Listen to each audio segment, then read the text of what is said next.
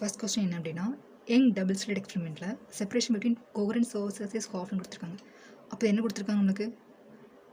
Small d கொடுத்துருக்காங்க. Okay, next distance of the screen from the coherent source டபுள்னு கொடுத்துருக்காங்க. அப்போ நெக்ஸ்ட் என்னது? கேபிட்டல் டி கொடுத்துருக்காங்க. Then the fringe width becomes fringe width கேட்டிருக்காங்க. அப்போ என்னது? பீட்டா கேட்டிருக்காங்க. எல்லாத்தையும் கனெக்ட் பண்ணுற மாதிரி இருக்கக்கூடிய ஃபார்முலா என்னது?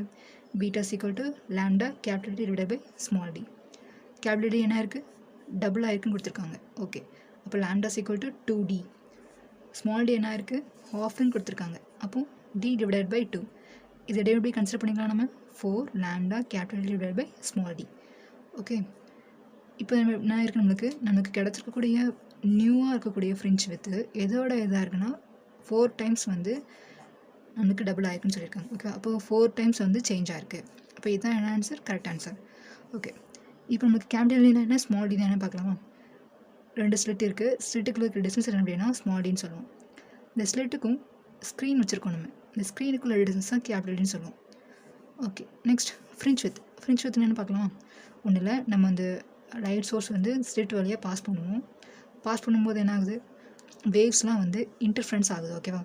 வேவ்ஸ்லாம் இன்டர்ஃபரன்ஸ் ஆகி நம்மளுக்கு இந்த ஸ்க்ரீனில் வந்து ஃப்ரிஞ்சஸை க்ரியேட் ஆகும். ஃப்ரிஞ்சஸை க்ரியேட் ஆகும்போது நம்மளுக்கு எப்படி? ஒன்று பிரைட் லைட் ஆகும், அடுத்து டார்க், கொஞ்சம் பிரைட் அப்புறம் டார்க், கொஞ்சம் பிரைட் அப்புறம் டார்க், அப்படி கிடைக்கும் நம்மளுக்கு.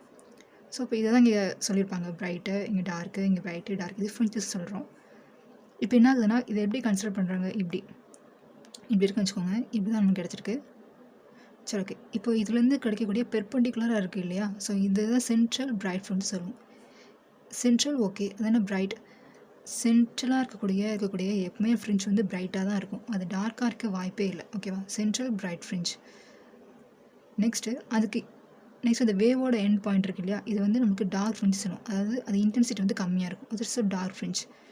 நெக்ஸ்ட் அதுக்கு இடத்துல இருக்கக்கூடிய இது பிரைட் ஃப்ரிஞ்சாக தான் இது பிரைட் ஃப்ரிஞ்சாக தான் கிடைக்கும். இது என்ன சொல்லுவோம் அப்படின்னா ஃபஸ்ட்டு டார்க் ஃப்ரிஞ்ச் சொல்லுவோம், அப்படின்னா மினிமான்னு சொல்லுவோம். இது என்ன சொல்லுவோம்? ஃபஸ்ட்டு பிரைட் ஃப்ரிஞ்ச் சொல்லுவோம், அப்படின்னா ஃபஸ்ட்டு மேக்ஸிமான்னு சொல்லுவோம். ஓகேவா? சென்ட்ரல் இருக்கிறது எப்பவுமே பிரைட்டாக இருக்கிறதுனால சென்ட்ரல் பிரைட் ஃப்ரிஞ்ச், அப்படின்னா சென்ட்ரல் மேக்ஸிமா. பிரைட் எல்லாமே மேக்ஸிமம், டார்க் எல்லாமே மினிமம். ஓகேவா?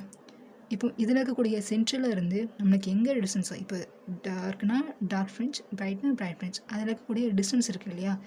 இப்போ இங்கேருந்து இவங்களுக்கு இந்த ஃப்ரிஞ்சுக்கும் இல்லை இடக்கு டிஸ்டன்ஸ் என்ன சொல்லுவாங்க? ஃப்ரிஞ்ச் வித் சொல்லுவோம். அது ஃப்ரிஞ்ச் செப்பரேஷன் கூட சொல்லிக்கலாம் அப்படின்னு சொல்லுவோம். அப்போ இதுக்கு இடத்துல டிஸ்டன்ஸ். இதில் முக்கியமான விஷயம்னா டபுள் ஸ்லிட் எக்ஸ்பெரிமெண்ட். டபுள் ஸ்லிட்டில் நம்மளுக்கு எல்லாமே சென்ட்ரலும் சரி, அது கடலில் இருக்கக்கூடிய மேக்ஸிமம் மினிமம் எல்லாமே வந்து நமக்கு சேம் இதாக தான் இருக்கும். இப்போ சிங்கிள் ஸ்லிட்னு சொல்லிட்டு இன்னொன்று பார்ப்போம் நம்ம இதுக்கப்புறம் தான். அந்த சிங்கிள் ஸ்லிட்டில் கொஞ்சம் டிஃபர் ஆகும். எப்படி அப்படின்னா